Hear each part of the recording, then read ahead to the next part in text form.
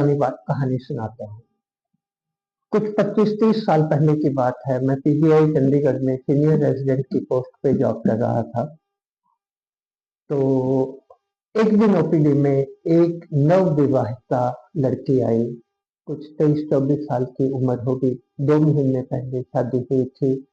बहुत सुंदर, उतना ही स्मार्ट। उसके साथ उसका हस्बैंड। पेट में दर्द कंप्लेन कर रही थी और थोड़ी इर्रेगुलर ब्लीडिंग की कंप्लेंट कर रही थी। खैर, जब उसको इन्वेस्टिगेट किया, उसका अल्ट्रासाउंड कराया, तो वो उसकी लेफ्ट ट्यूब में प्रेगनेंसी निकली। उस टाइम पर हम लोग, इसका एक ही इलाज था, वो था ऑपरेशन। इनफैक्ट अब भी 90% लोग इसका एक ही इलाज करते हैं, वो है कि उस ट्यूब को प्रेगनेंसी के समेत और अक्सर साथ में ओवरी भी निकाल दिया जाए ऑपरेशन करके। जब उसकी ये प्रेगनेंसी निकली, हमने उसको बताया कि भाई तेरा ऑपरेशन होगा और तेरा नल जो है वो निकालना पड़ेगा। तो जैसे वो फूट फूट के रोई, जैसे उसके साथ उसका हस्बैंड वो भी रोया, उसके घर वाले रोए, वो बात दिल को छू गई। मेरे मन में बार बार ये आता रहा कि क्या हम और कुछ नहीं कर सकते? क्या इसका नल निकालने के सिवा हमारे पास और कोई वे आउट नहीं है? खैर, उसका ऑपरेशन हुआ। मुझे नहीं पता अब वो कहाँ है, उसके साथ उसकी लाइफ में कैसे हुआ, क्योंकि नल निकालने और ओवरी निकालने का मतलब ये भी होता है कि आगे जो प्रेगनेंसी के चांसेस हैं वो ड्रेस्टिकली कम हो जाते हैं, काफी कम हो जाते हैं। लेकिन ये बात मन में खटकती रही। उसके कुछ साल के बाद पता चला कि इस चीज का कोई मिस्टर टनाका है, उन्होंने एक मेडिसिन दी है, मिथोट्रेक्सेट, और जो बहुत हल्के केस हैं वो उससे रिजॉल्व हुए हैं। खैर, ये लीड मुझे मिली, पता किया, वो किया, तो मैंने भी ये एक्टोपिक प्रेगनेंसी को बिना सर्जरी के ट्रीट करने की कोशिश आरंभ करी। बहुत रिस्ट्रिक्शंस थी कि एक सीरम एचसीजी होता है एक्टोपिक प्रेगनेंसी में, जो एक प्रेगनेंसी का हार्मोन है, उसका लेवल 5000 से नीचे होना चाहिए, प्रेगनेंसी एडवांस नहीं होनी चाहिए, उसका साइज 2.5 सेंटीमीटर से ऊपर नहीं होना चाहिए और उसमें लिविंग हार्ट प्रेजेंट नहीं होना चाहिए। तो इस तरह तो करीब करीब 80%, 85% ऑफ केसेस मेडिकल ट्रीटमेंट से वंचित हो जाते थे।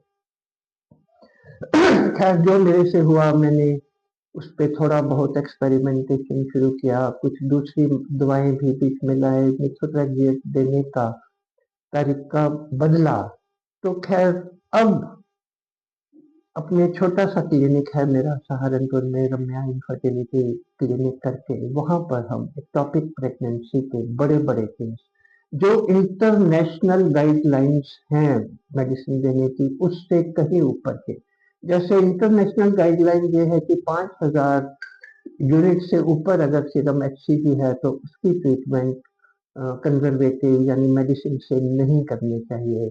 लेकिन हम लोग इस सेंटर में 15,000, 20,000, 25,000 यूनिट तक के पेशेंट्स को लेते हैं। फीटल हार्ट जिनमें प्रेजेंट है, बच्चे की धड़कन आ गई है, हम उनको भी रेगुलरली यहाँ पर लेते हैं। जो आपसे मैं मुखातिब होने का मेरा पर्पज ये है कि यदि आपके किसी नोन टू घर में, फ्रेंड सर्कल में किसी के नल में बच्चा ठहर जाए तो एकदम पैनिक करके सर्जरी मत कराएं। बहुत सारे case, up to 80%, 90% cases of unruptured ectopic, जो अभी फूटी नहीं है, वो बहुत आराम से मेडिकल ट्रीटमेंट के द्वारा ठीक किया जा सकते हैं। आप मुझसे कंसल्ट करना चाहें तो मेरा फोन नंबर और क्लिनिक का नाम आपको डिस्क्रिप्शन में मिल जाएगा। सो इसका मतलब, इस वीडियो का कहने का जो समझती है वो यही है कि सिर्फ सर्जरी ही एक्टोपिक का इलाज नहीं है। दवाइयों के द्वारा, मेडिसिन के द्वारा, कुछ और मीन्स के द्वारा भी हम इसको ठीक कर सकते हैं। मैं उम्मीद करता हूँ कि ये इंफॉर्मेशन आपके लिए यूजफुल रही होगी। ऐसे ही और वीडियोस के लिए आप कृपया सब्सक्राइब करें और वीडियोस को देखते रहें। मैं कोशिश करूंगा कि सभी वीडियोस आपके लिए यूजफुल हों और जो भी इंफॉर्मेशन उसमें दी जाए वो सिर्फ सच्ची इंफॉर्मेशन।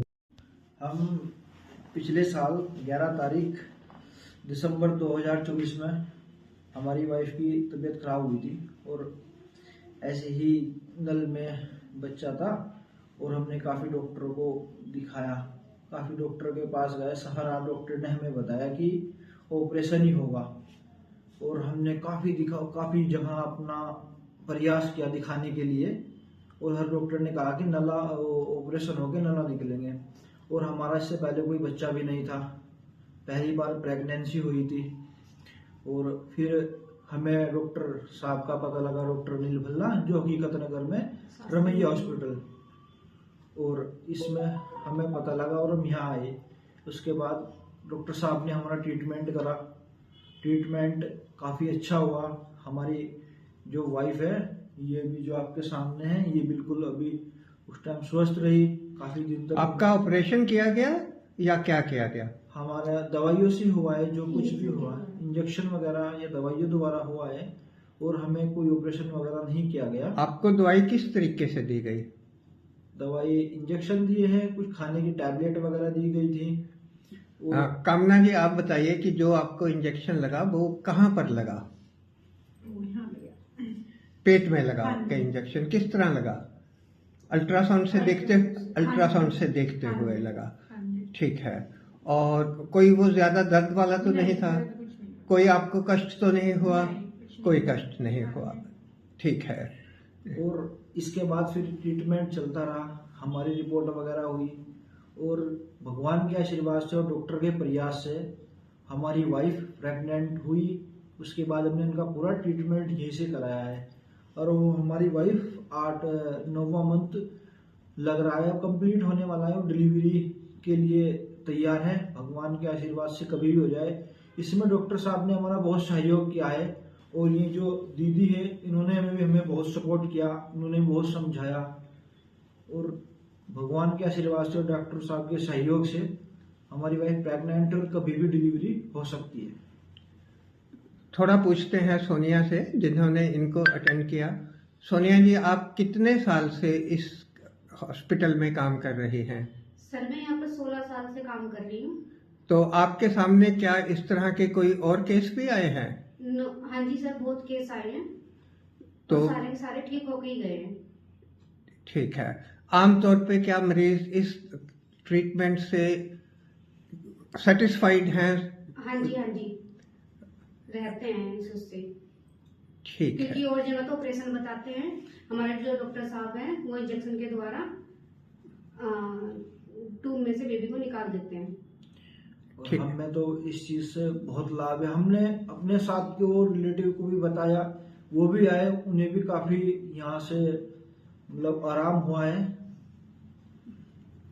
तो कामना जी, क्या आप भी दूसरों को जो रम्या इनफर्टिलिटी क्लिनिक है वो रिकमेंड करेंगी, लोगों को बताएंगी कि यहाँ पर ठीक है?